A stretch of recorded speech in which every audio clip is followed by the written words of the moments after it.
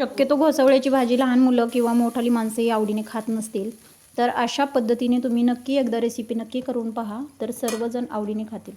हे मी आणलेले आहेत बाजारातून, घोसाळे म्हणतो आम्ही याला. खूपच ग्रामीण भागात बोलायचं झालं तर याला पारुसा दोडकाही म्हणतात. आता हे घोसाळे मी स्वच्छ पाण्याने धुवून घेतलेले आहेत आणि आता आपण याची भाजी पाहणार आहोत. व्हिडिओ शेवटपर्यंत पहा. आपल्या संकल्प सिद्धी टिफिन सर्व्हिस चॅनलला शेअर, सबस्क्राईब आणि लाईक जरूर करा. आणि ह्या भोपळ्याची अशी खूप सुंदर आणि टेस्टी भाजी मी दाखवते करून, ती नक्की शेवटपर्यंत पहा. त्या अशा दोन्ही बाजू काढून घ्यायच्या. आपल्या आपल्या आवडीनुसार गोल चकत्या करायच्या किंवा चौकोनी काप काढायचे किंवा असे एका ह्याचे 2 काप काढायचे. आपल्या आपल्या आवडीनुसार असा बारीक चिरून घ्यायचा घोसावळे. हे मुगाची डाळ थोडी भिजवून घ्यायची. मी मुगाची डाळ भिजायला टाकलेली आहे. याचे भजे सुद्धा खूप छान होतात. मी भजे सुद्धा एकदा रेसिपी नक्की टाकन आपल्या चॅनलवर. आपल्या चॅनलला खूप चांगला प्रतिसाद मिळायला लागलाय, असं सहकार्य राहू द्या. असा पटपट पटपट मी कापून घेतला हा घोसावळा. याचा वेल असतो दोडक्यासारखा मैत्रिणींनो. खूप छान असे घोसावळे येतात इकडं आमच्या भागात. प्रत्येक शनिवारी बाजार असतो आमच्या शहरातला. मी प्रत्येक वेळेस सांगते, आमच्या सर्वांनाच आवडतो हा. तुम्हीही एकदा ही रेसिपी नक्की ट्राय करा, जरूर सर्वांना आवडेल. आणि हा खायला हृदयाला सुद्धा खूप चांगला असतो, आरोग्यास उपयुक्त असतो. आणि आता आपला हा घोसावळा झालेला आहे चिरून. मी मुगाची डाळ अगोदरच भिजवून घेतलेली आहे मैत्रिणींनो.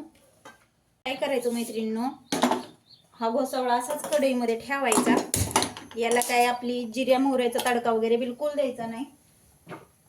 गावाकडच्या पद्धतीने आपण आता ह्याच्यामध्ये लगेच तेल आणि मीठ टाकून घेणार आहोत. लगेच त्याच्यात थोडीशी मुगाची डाळ टाकून घ्यायची. असं मस्त परतून घ्यायचं हे. आता ह्याच्यात मी टाकलं तेल. पाणी वगैरे याला टाकायचं नाही.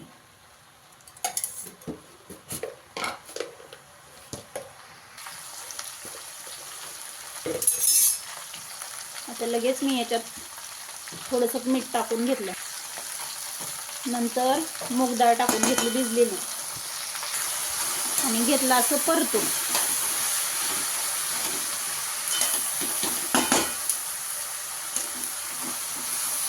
याला लगेच पाणी सुटतं. हा दोडका म्हणजे खूपच घोसावळा हे असतो, हलका फुलका असतो.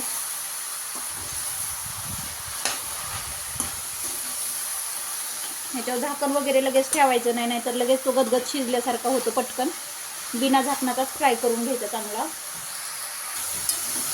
आता याला लगेच पाणी सुटल्यासारखं झालंय, चांगलं पाणी सुटलंय.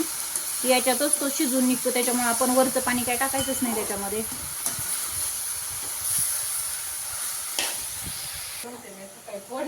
हे असं लगेच त्याच्यावर थोडंसं शेंगदाण्याचं कूट टाकून घ्यायचं, ओबडधोबड केलेलं.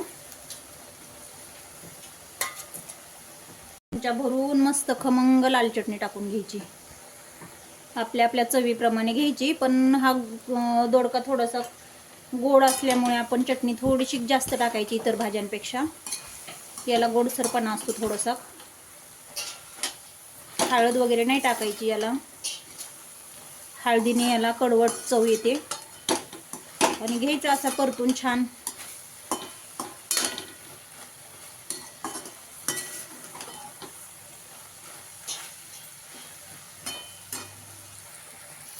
तर आता ही झालेली आहे आपली भाजी रेडी. सर्वांना आवडेल. तुम्ही ही नक्की रेसिपी पहा आणि आपल्या संकल्प सिद्धी टिफिन सर्व्हिस चॅनलला शेअर, सबस्क्राईब, लाईक जरूर करायचं विसरू नका. Bye bye.